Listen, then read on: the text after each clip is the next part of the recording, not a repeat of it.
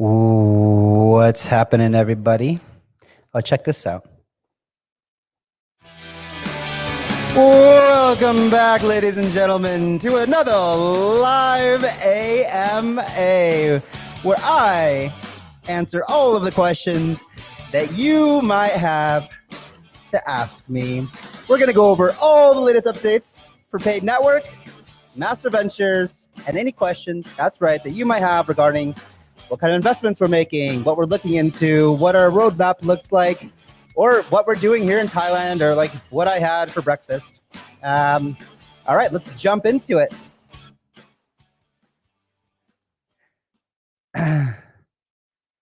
Okay, first question. Actually, well, let's see. I will come back to this. Well, let me just answer this, but then I'll get into some updates, and then I'll answer questions. So can you please share some updates on the progress the team is making on the primary DAP? It's clear people aren't even considering long-term value that Paid can and will offer. Yep, so definitely. So we, the thing about the Paid DAP is we really want to make it, very easy to use for everybody, especially immediately in the crypto space, for all of your legal agreements. And right now, because of the gas fees on Ethereum, it doesn't make any sense to do that because people would have to pay like $25 to sign an agreement. And so, we just had this team meeting with our devs yesterday to see where we're at with BSC integration, and we're close. So, we've built the BSC, BEP20 and ERC20 bridge already, and just doing final testing for that. So once that happens, the Paid DAP and Ignition are both already natively on Binance Smart Chain.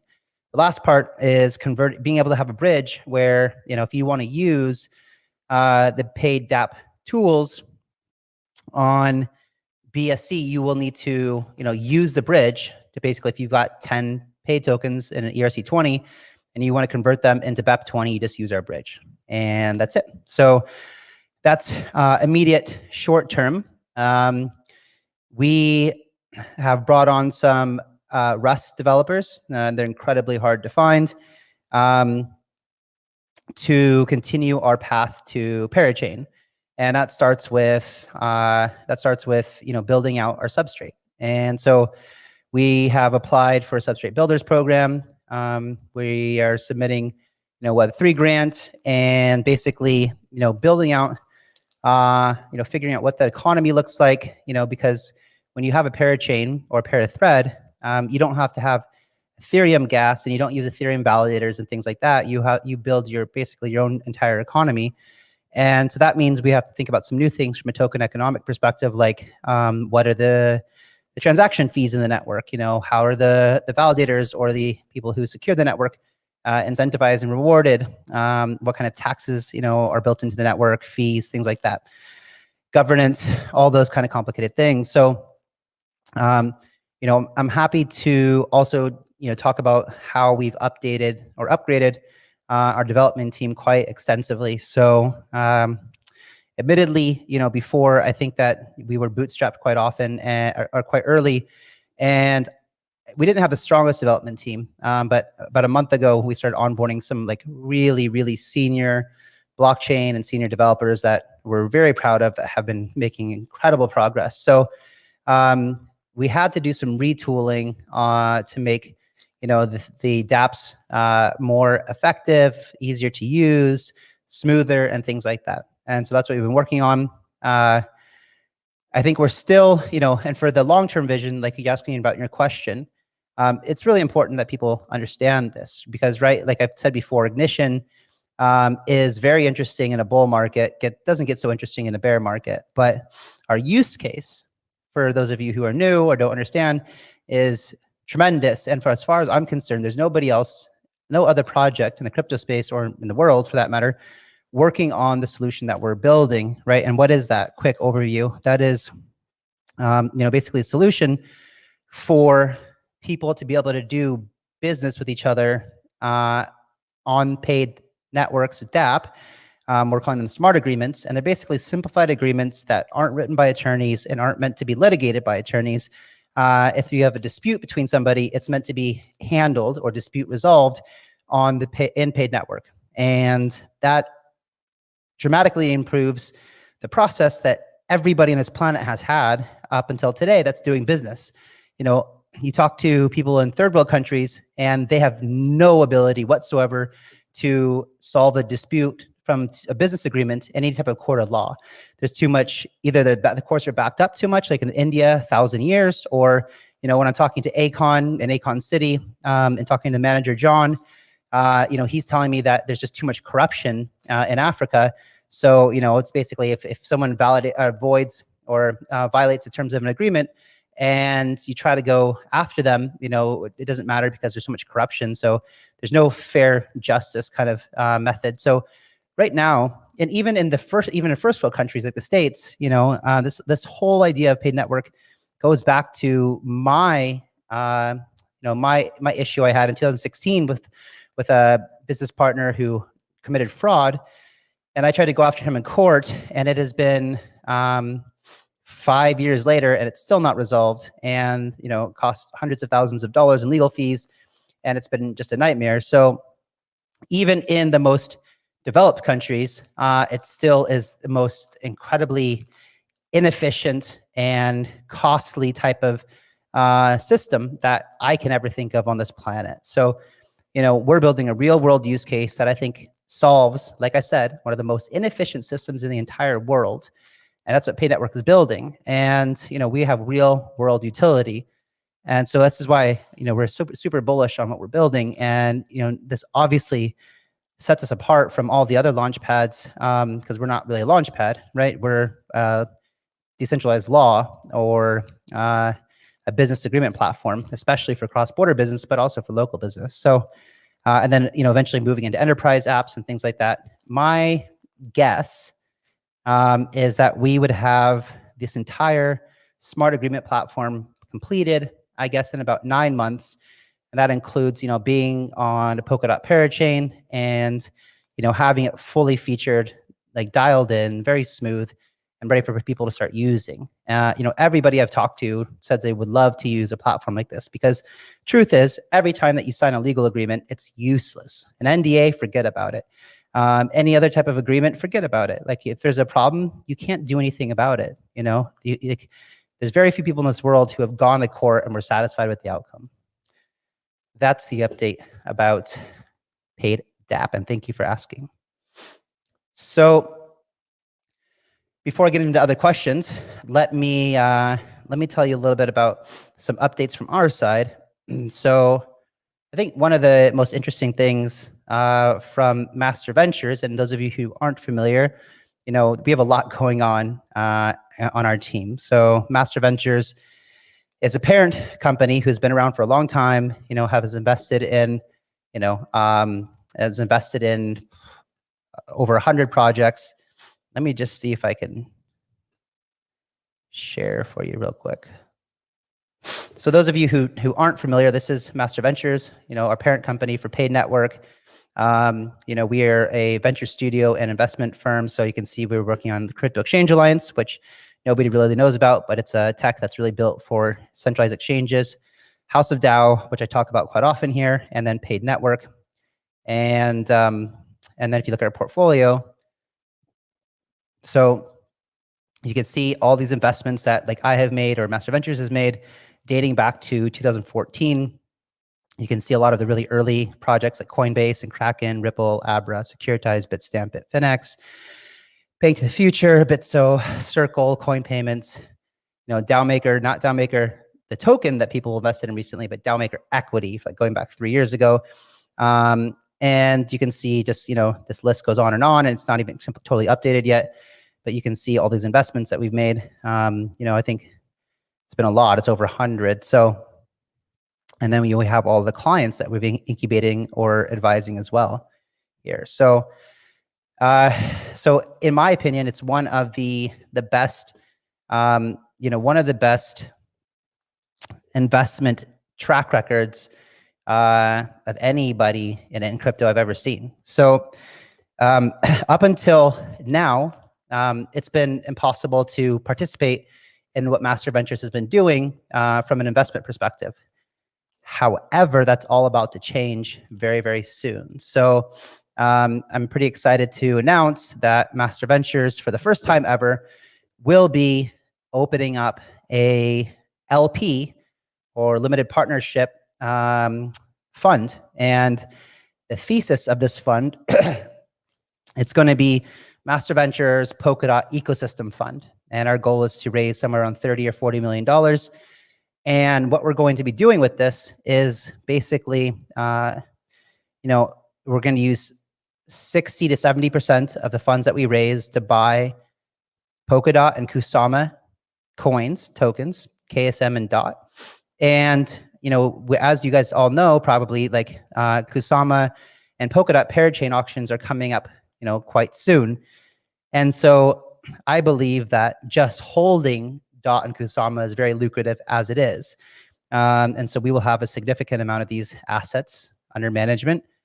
But what we will be doing is, instead of just sitting there and letting them appreciate without working, we're going to put them to work. And so how do you do that? Every single project that wants a parachain, whether it's on Kusama or Polkadot, they will be doing basically crowd loans or parachain auctions. And what that means is that they will ask people like us or you guys or whoever to lend them DOT or Kusama for a period of between 6 and 24 months. In exchange for doing that, you will get those native tokens. So for example, if I want to loan DOT to Plasm or Moonbeam or Akala, whatever, I can do that, and I get those tokens at a very good deal just for lending them my DOT or Kusama. So that's what we're going to be doing with 30 to 60% of the funds that we raise.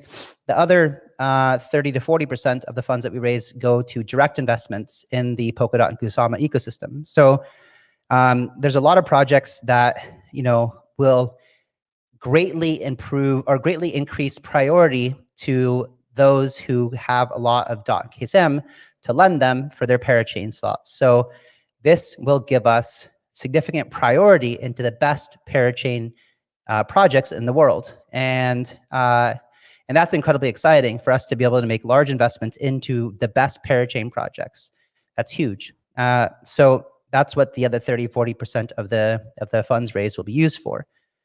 So if you are interested in this, and also, sorry, so I'll be doing like a webinar for more detail on this in about 2 or 3 weeks, but if this is something that you're interested in participating in, you can join the Master Ventures community chat, which is a link in the description below, and we will update you guys there as we have updates. And another really exciting thing about becoming an LP in the fund is that you will have the ability to co-invest alongside with us, with Master Ventures, in these projects. So, we will be basically, like, a lot of people come to me and say, hey, Kyle, how can I get access to private sales? And the answer is it's really, really difficult unless you have really good connections, significant value add, or become an LP in a fund like we're creating. So I think that's really exciting, and it's exciting for Paid Network as well, for a lot of reasons. One, it sets us aside as, a really serious player in the Polkadot ecosystem. Also, obviously, we will have plenty of DOT and KSM to create a parachain slot for paid. So it makes our job doing that quite easy. And really, when it comes down to, just being more actively engaged and integrated into the Polkadot and KSM ecosystem, that will, set us apart and make us a really serious player. So that's that news. Let's see what else is going on. So here's something really cool. There's a project coming out called Polkadex. I'm not sure if you guys know about it, but it's basically a Polkadot native DEX, like like IDEX or like Uniswap, but really full featured. Very, very cool. And we are working with them basically to create a really cool solution that will allow projects to mint their tokens on paid ignition. A lot of projects are coming to the space, they're about to do the TGE, and they have to figure out how to mint their tokens. And when they do it from scratch, it's kind of a pain in the butt because there's a lot of potential vulnerabilities. And and you know, you have to go get them audited and things like that. So instead, we'll be using basically the standardized minting smart contract on Ignition that will be audited, and also projects can go in there. And here's the exciting part: is that projects will be able to go and mint ERC20 tokens and Polkadot native tokens. So very soon, you know, Polkadot will be launching, and if you're a project that's going to come launch on Ignition, you can mint your ERC20 tokens to then, after Ignition, go launch on Uniswap or whatever else. You can also mint your Rust native tokens for Polkadot, and that would allow you to use your tokens anywhere within the Polkadot ecosystem, on any of the parachains, any of the tools, whatever. But especially being able to list directly on a Pokedex. And this is going to be really great because, of course, very low fees, full-featured trading exchange, decentralized, and it's just really, really cool for projects to be able to natively, you know, jump into Uniswap, Pokedex, and we have our ERC20 to BEP20 token bridge. So a project can literally come to Ignition, mint their tokens for their project, launch it on ERC20, go to Uniswap, go to 1inch, whatever, then use their token bridge to go directly to PancakeSwap, for example, be on BSC, and they can jump into the Polkadot ecosystem on Pokedex. And so, you know, we'll be I think the first person to be doing this, which again would give a lot of priority for projects that want to launch in Polkadot to come to Ignition, of course. That's another exciting update. We have a lot of really cool projects coming up on Ignition. You know, as you guys know, we had a lot of like rocky initial IDOs, and as you've seen in the past couple ones, they've been really, really smooth. And that has a lot to do with the new devs that I told you that came on board, just kicking butt and like really, really making everything super smooth to use. And really excited about that. We're also trying to fully automate the entire process because there's been a lot of manual work on our end, which limited our capacity to handle you know, significant amounts of IDOs. So our goal is in the next 2-3 weeks or so to have everything fully automated to where we can handle, you know, 4, maybe even 5 IDOs a week. And we have tons of demand for that. There's some other really, really, really cool things coming up from the Ignition launchpad that I cannot tell you about right now in detail.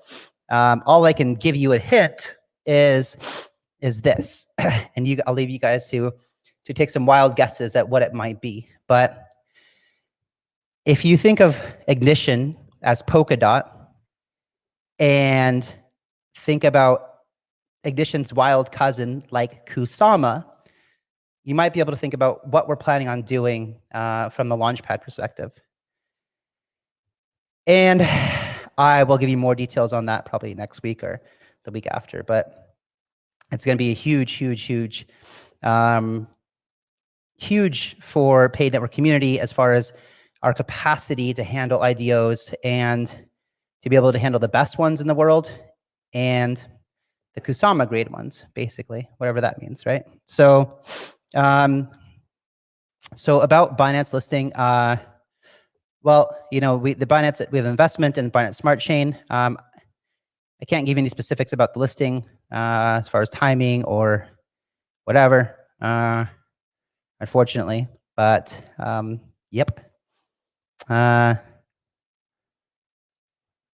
So Kyle, any plans to make paid deflationary asset? Yeah, a lot of them. So if you read our white paper, which, you know, it's not like it's reading a white paper, but we have deflationary mechanisms built in already for the paid DAP kind of things. Like, for example, you know, if somebody comes and pays for a monthly subscription to use the paid DAP and it costs them $100 or whatever, and we would allow them to pay in credit card or whatever, and we would take those $100, buy paid off the open market, create buy pressure, reduce supply. Right now, as it stands, 25% of that would go to being burned. So every time, you know, so the more volume that we have from actual adoption, the more tokens that will be burnt. that will get quite significant. Imagine that we get adoption like we plan to have, and we're getting, huge adoption, and that would lead to really, really big deflationary mechanism. And we're expecting that, right now, our early estimates are that we would have deflation up until about half the supply is left, and then we would stop burning, but that's not set in stone yet. Another thing that we're thinking too is, again, this House of DAO, House of DAO movement. And for any of you guys who don't know about House of DAO, it's basically a crypto blockchain village that we're building here in Thailand. And let me just show you. So,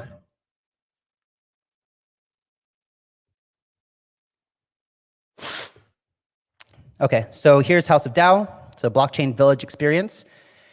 And it's basically, everything going on here in Thailand. People could come out here and you have the crypto, you're surrounded by crypto people 24/7, 365.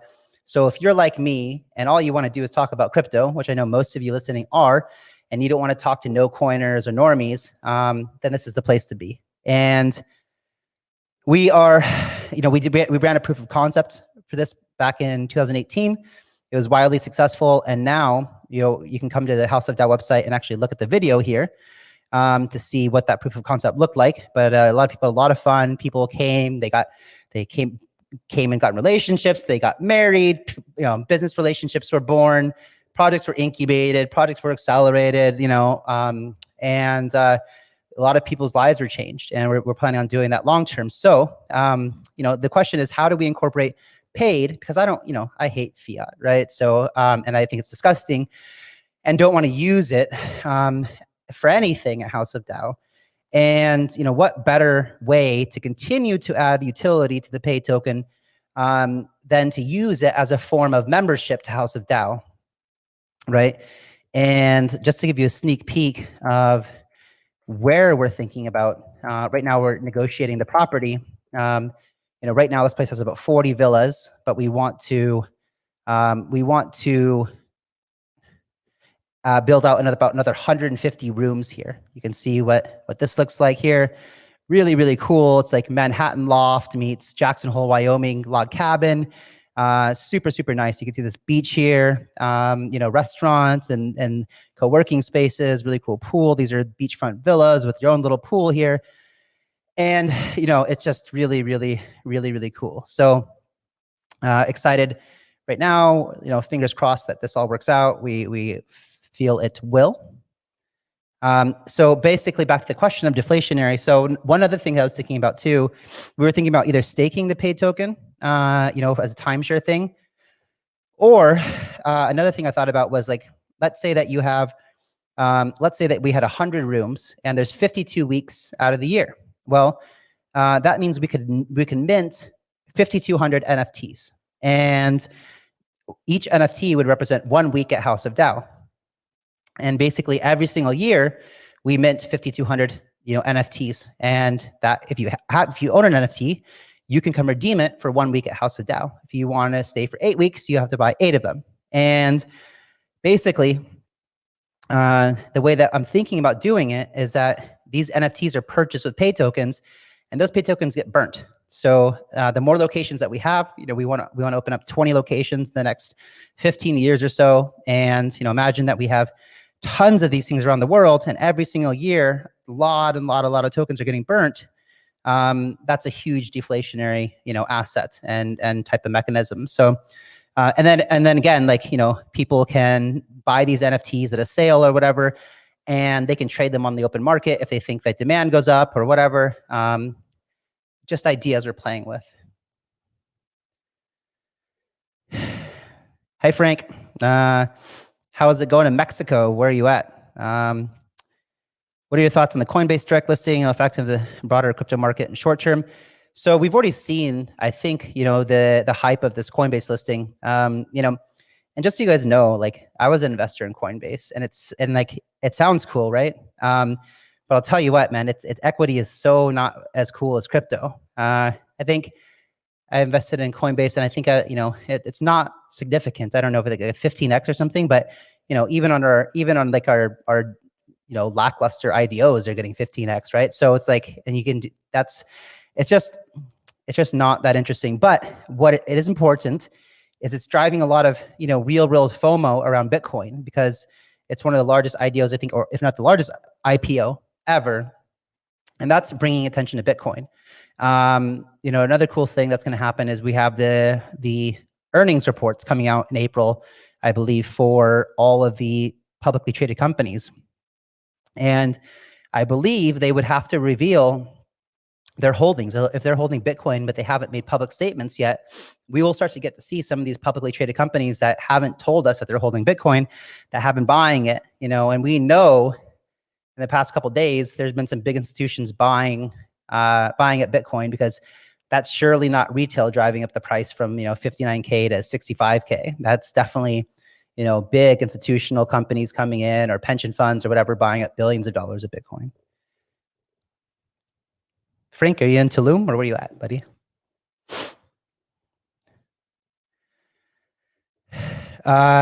Hey, Meek, do not restrict Venezuelans at your pre-sales. Venezuelans are not guilty of international restrictions, and those restrictions. Yeah, I totally agree with you. It is on a case-by-case basis. United States citizens aren't guilty of, being assholes either. Just the government is. So, it's really, really just something that we have to deal with in order to protect ourselves. And as a paid community member, you really want to make sure that we're doing everything that we can do to prevent, us getting some type of stupid letters from like SEC or CFTC or some other bullshit, government agency that would come after us, even though we're not, they're just you never know what these guys are going to do. So I totally agree with you, and I feel you, man. And I don't know the list of countries that we don't accept. I know that on some, like on a lot of IDOs, the project will tell us what their restricted country list is. I don't know. I just don't know if Venezuela is one that we always have restricted or not.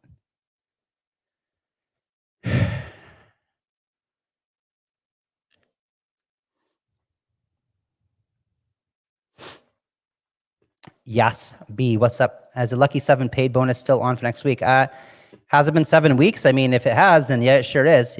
We keep our word, so we're planning for it. If you've been a diamond hand baby and have been holding strong for the whole time, congratulations. 10% bonus is pretty tremendous benefit. That's a lot. So thank you for holding strong, and you will be rewarded for it. Pretty awesome. Okay, let's see.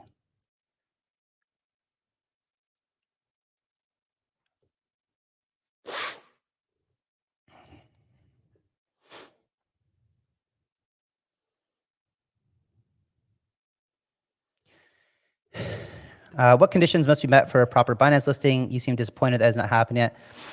I mean, of course, I'm disappointed it hasn't happened yet. I don't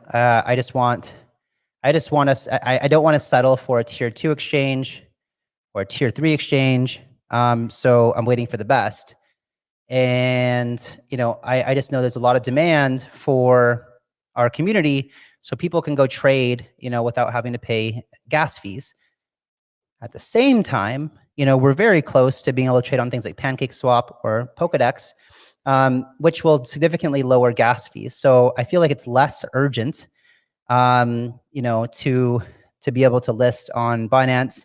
However, it is something that, most of us, including myself, are trading on Binance.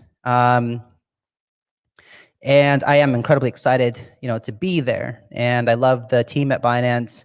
I think what CZ is doing is amazing. And so basically, what your question is like, what conditions must be met? And the answer isn't extremely clear. It's basically a lot of due diligence. They have a huge wait list. And from what I understand, we check all the boxes. So, it was been in process. First, they had to make their investment into us, and they wanted us to be on BSC, which we wanted to be as well. And now, after all of the due diligence that was required for the investment, Now we have to go through the same process for the listing. And so that's kind of all I can tell you without giving away too much. Because, you know, I have to be like it's not even a guaranteed listing at this point, right? I mean, you can make up your, I mean, never is until you're actually there, right? So, but that's basically what's been going on. Yeah, thanks, MJ. Caffeine, yeah, smash up the likes, subscribe, share with everybody. That would be really appreciated. Thank you so much.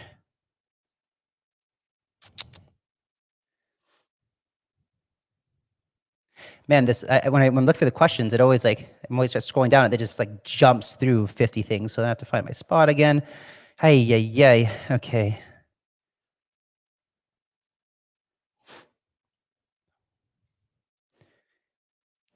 Wow. Okay, it like jumped way down. Okay. Wow. Okay.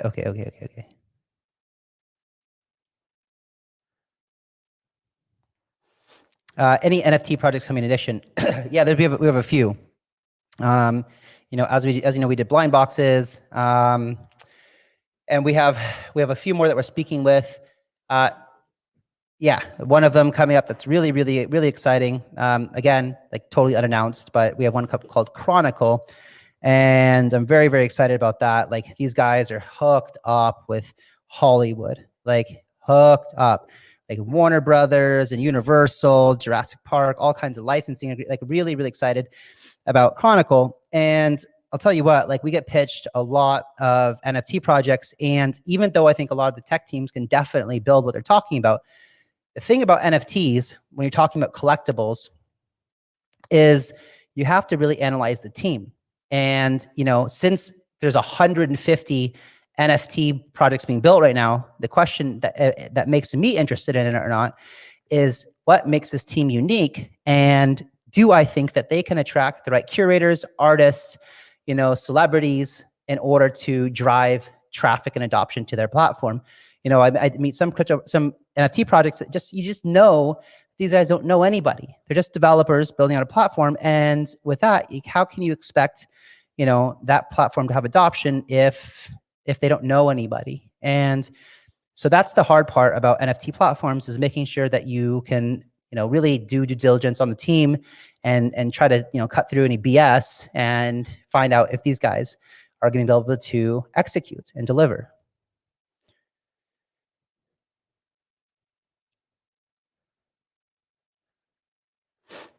Frank Portaverta, very nice. I can't even, my mom just got back from a surfing trip from Mexico. She was there for like 3 weeks or something and just got back and sent me pictures. And, you know, I grew up in Southern California, and I miss some high quality Mexican food, man. I'll tell you, that is something I'm looking forward to, getting back to Southern California or Mexico to get some good flour tortillas and some refried beans, man. Some grilled jalapenos. Although we make great tacos here, really good tacos, like a family tradition. We still cooking that up here in Thailand. So,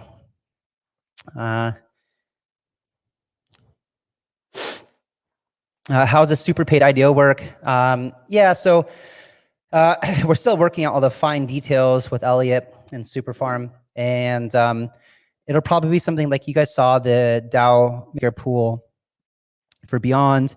It'll be something similar for the projects that we're launching for the Superfarm community on Ignition natively. You know, speaking to Elliot, we're also going to do plenty of launches in the future where they're both happening natively on each other's on our own platform. So, you know, let's say that we do whatever project, like let's say it was Chronicle coming up or something. You know, that would just be a dual IDO where it's happening on paid natively and Superfarm natively, and we just promote together. So both will be happening, and that's kind of the process right now.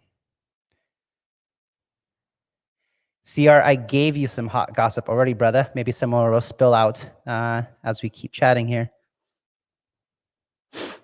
Breakfast, that was a trick question, man. I didn't have breakfast. Coffee, had some coffee. For lunch, though, we had bomb burgers, really good. So like one of the cool things is if you are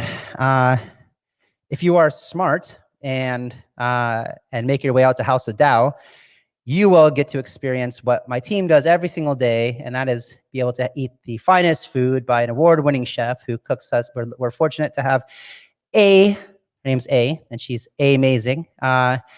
She cooks us lunch every single day for our team of like 20 people here, and every single day for lunch it's like a 5-star meal. So that's no breakfast, but that was lunch today.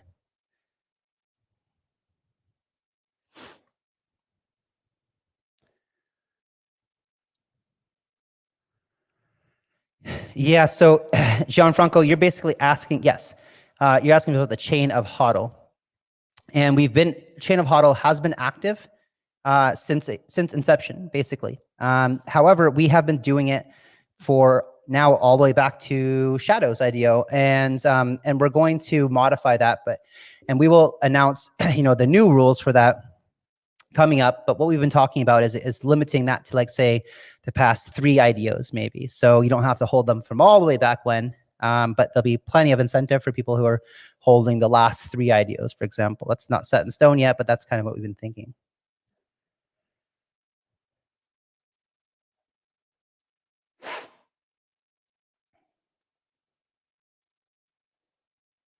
I see some people asking this question about, do we have anything for people who weren't able to get in the blind box IDO? I don't know the answer to that. I don't know, but I will write that down in this thing and try to get the answer for you guys. We'll try to make some announcement. I don't know the answer to that, to be honest, but we will look into it for you. Hey, Kev, do we need more devs? Do you know Rust? That would be amazing. You can send an email to hello@paidnetwork.com and title it developer job, I guess, and send in your CV, and would love to take a look. Always need more all-star devs, Kev.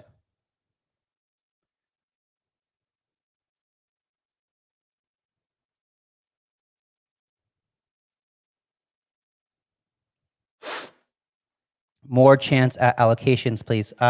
Well, I mean, so really your chances always increase as we able to facilitate more and more IDOs, right? Because even if you're not holding a ton of paid tokens, when your chances per IDO are quite low, the more lotteries that we perform, the more chances you are of actually winning these things. But the more paid tokens that you acquire over time, the more your chances increase every single time of getting allocations. So that's how it works.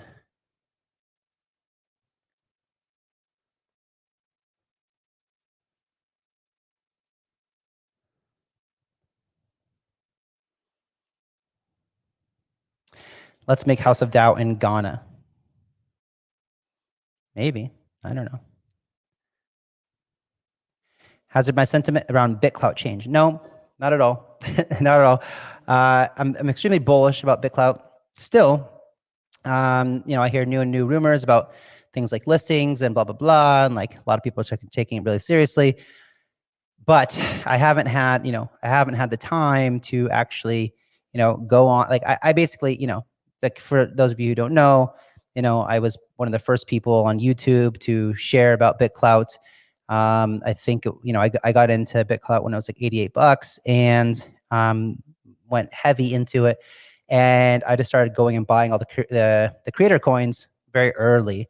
So I basically have like made my positions, and now I'm in HODL mode, and I'm excited to use it more actually as a tool because you don't have all the problems that Twitter has, and I'm actually scared to death of Twitter right now because they keep banning everyone's accounts and things like that. So I'm really happy that BitClout is here just on time, and it pays to use BitClout. So I'm still a huge believer in it.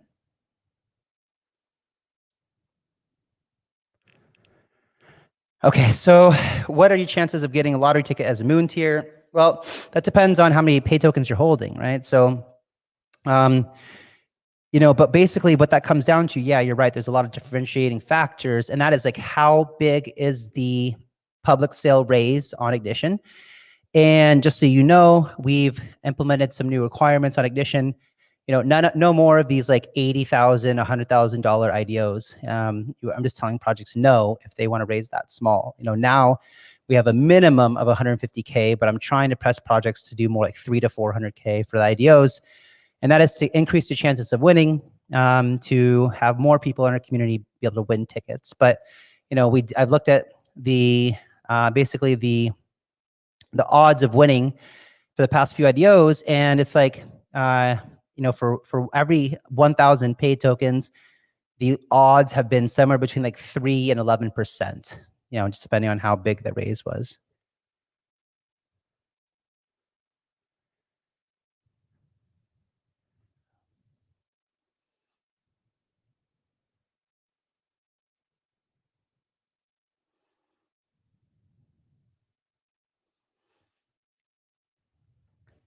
Thank you, Musa.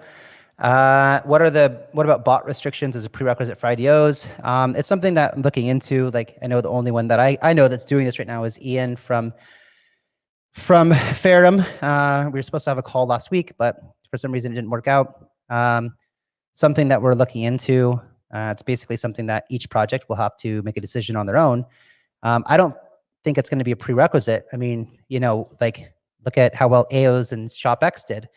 And there was no bot restriction things on that. So, but it'll be something that, I'd like to learn more about, and then have the projects be able to decide if that's something they want to use or not, because ultimately they're the ones who pay for the service. House of DAO in Berlin. Sure. That sounds awesome. Berlin's fun. Great city. Ideally, to start out, I prefer, personally, more like less developed countries. Do you know how expensive it would be to create a House of DAO in Berlin? I mean, we're thinking about each House of DAO location to have something like 150, 200 rooms. To build something like that in Berlin would probably cost like $200 million or something, $300 million.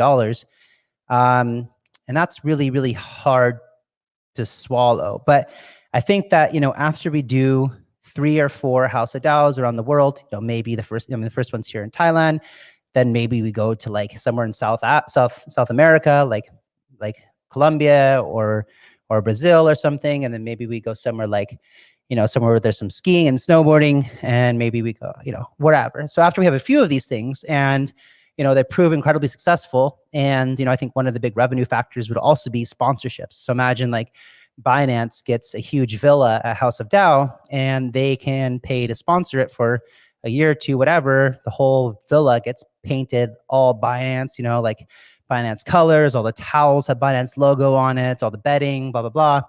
And they basically have priority to send their VIPs, send their staff, employee of the month, whatever. Or if they're not using it at the time, they can always rent it out and get revenue from that. But basically, I think that these big brands, these big projects would want to have a presence at House of DAO. So if, we do this and it turns out to be really, really successful from like an attraction perspective, then we would be able to get, I think, a lot of additional investment from other people to deploy into these other cities like London. I don't like London, but like, like maybe New York and Berlin, maybe, I don't know where else. I don't prefer big cities. I like really cool, like third world countries where it's a bit more wild and like, more bang for your buck. But I do realize that like having some House of DAOs in city centers would be great, because some people might like to hang out on an island for a few months, but they might be missing the buzz and excitement of a city. And we should maybe have some locations so people can stay in House of DAO locations year round.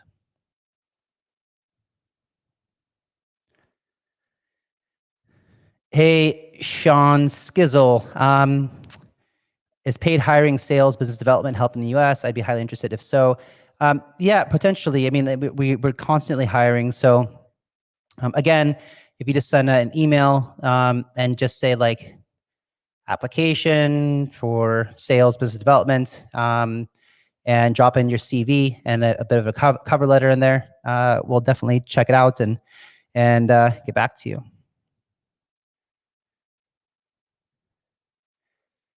Auto, so you can get to the moon with these guys. Absolutely.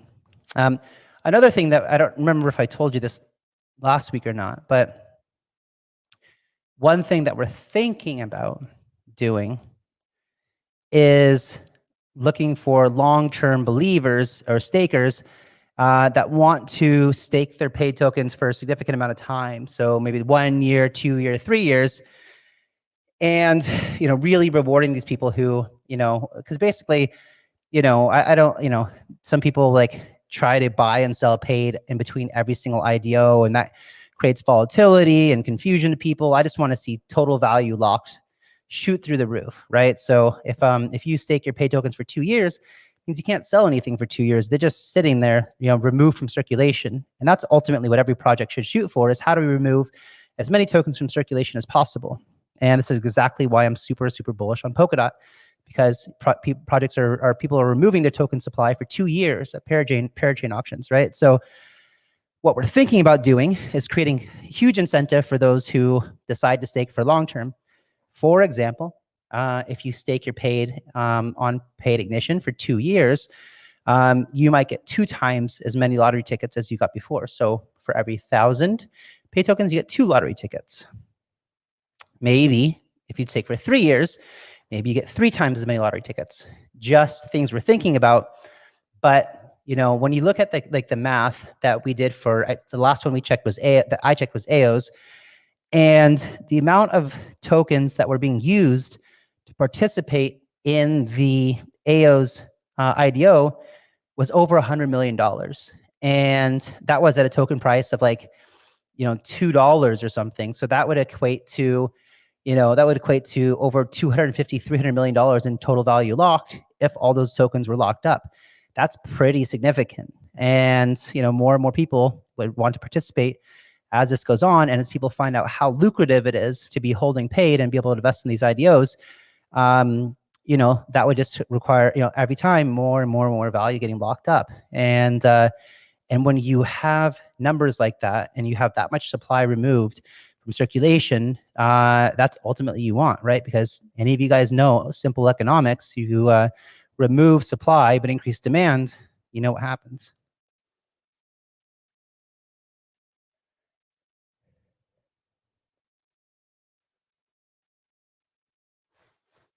Richard, I actually just came across your email because I never use my paid network email, but I saw your email literally just before this AMA, and I didn't quite understand what you meant, but glad to see you here, buddy.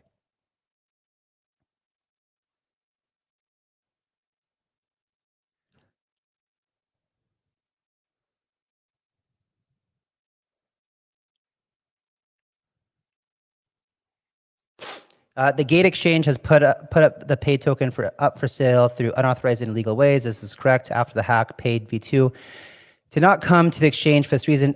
No, this is not true. So the Gate Exchange did not put up our token for sale illegally. It was just without our consent. They have the right to do that. The paid token is traded publicly, and they can do whatever they want. Any exchange can list us. And paid V2 did come to Gate, right? And this is what we've said before. Basically, so the way it works at a centralized exchange is that they will have maybe one hot wallet, one cold wallet for their paid assets, and whatever the number of paid that they had in their wallet during the time of the attack, exactly what that was has been reimbursed to them. So they have those paid V2 tokens. The part that is taking a while to figure out, and I know there's a lot of you guys who are getting very, very impatient, and I don't blame you. I don't blame you at all, but this is the part that's really hard. We are trying to honor those who have been trading for 4 hours after the attack, and when you're dealing with a centralized exchange, it's almost impossible. You have no on-chain data, right? So how are we supposed to validate we can't just trust Gate if they say, oh, there was 5 million tokens that were traded at that 4-hour period. We can't just trust them, right? And there's a lot of things to take into consideration. So I'm not really involved in the discussion with Gate. A lot of my ops team is. We haven't forgot about you guys at all. It's just we've been super busy. Our ops team is also dealing with these IDOs, which are extremely time consuming. But from what I understand, there was an internal discussion on the team yesterday about it. And I think that we're coming to some type of consensus on how we're going to move forward with it. So hopefully soon it's handled.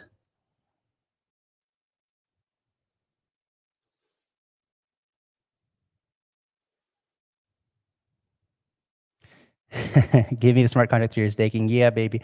That's the spirit. How do I think IDOs will perform in a bearish market at the end of how do you know the bearish market's ended this year? You don't know that. You don't know that. But regardless of when a bearish market comes, how do I think IDOs will perform? It depends on what the market is like.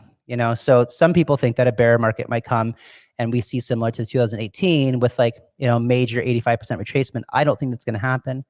I think that maybe in some time, a year and a half, a year and a half, we might have a significant slowdown and consolidation period. Maybe some of the alts will trace a bit.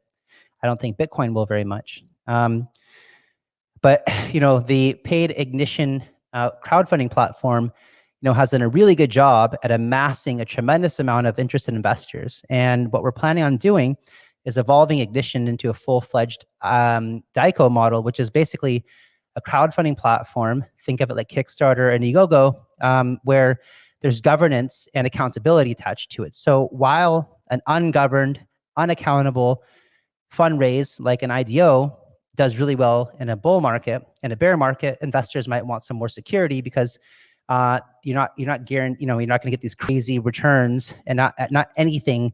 Right now any IDO makes money. That's not true in a bearish market. But people still might want to invest in quality projects that are open to accountability after they raise the money. And so Ignition will evolve into a DICO, and that's kind of the purpose of it.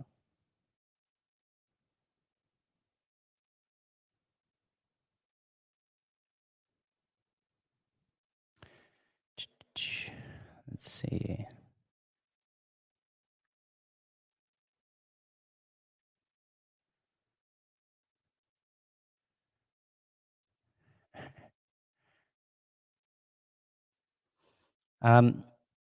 So Blockbank. So Blockbank, I'll tell you about Blockbank. The reason that Blockbank, in my opinion, isn't a project that's going to do 200x out of the gate like AIOZ or a Split or something. But it's because they're doing a large raise, which means it'd be a larger initial market cap. The reason that we wanted to move ahead with Blockbank is because I'm not only looking to bring projects to you that are launching with a $400,000 market cap or are going to do a 200x up, because some of these projects might not be sustainable.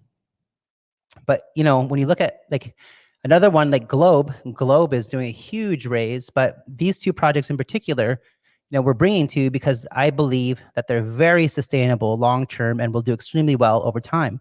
Blockbank has an incredibly capable team with a banking license and already has 50,000 actual customers, and is going to go and compete with something like Celsius or Nexo. And those are multi-billion-dollar companies, and that's why I think Blockbank is really interesting. And for those of you who don't know, we actually, the first private sale on Ignition has been Blockbank, so that's exciting.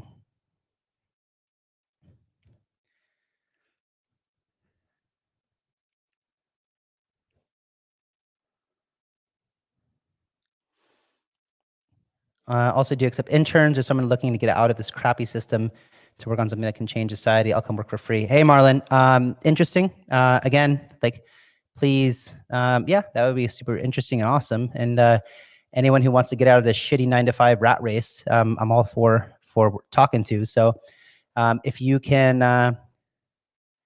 okay, you sent your CV but haven't received a reply. So maybe just send, what's the best way to get it to me?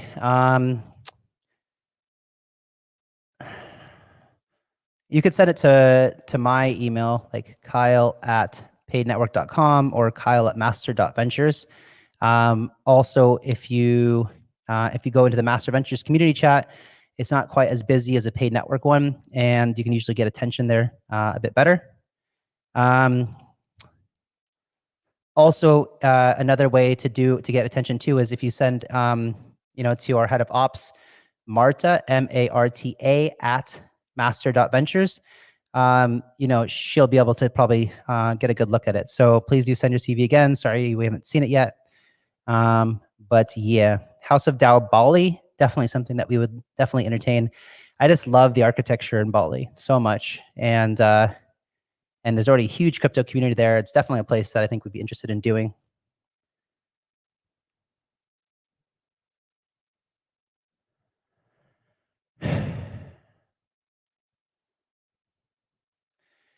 Hey, Maddie.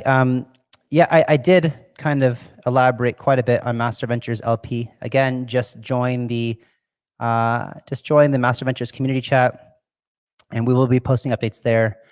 Probably, in about a week, we'll post the update to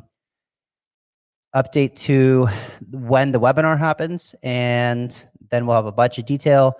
The offering and memorandum should be up in like 2 weeks or something, and we believe that we can start accepting capital in about 3 weeks and deploying that quite quickly afterwards. So we're very excited. House of DAO Amsterdam, yeah, that would be awesome. I love Amsterdam so much. Beautiful city. All those magic truffles are very nice, and everything there. It's a great place to be. Anyway, guys, yeah, so one last question. Is anything you can share with us regarding fuels plans? So great question. So as you know, right now we're Master Ventures Fuel is incubating Shield Finance and also Argo. So we're really excited about 2 huge projects. Argo is something I don't think I've talked to you guys about, but Argo is basically Plasm or Moonbeam for Arweave, and it's a huge use case, and we're really excited about that as well. Anyway, guys, that's all I have time for tonight. Thank you so much, and I will catch you guys later.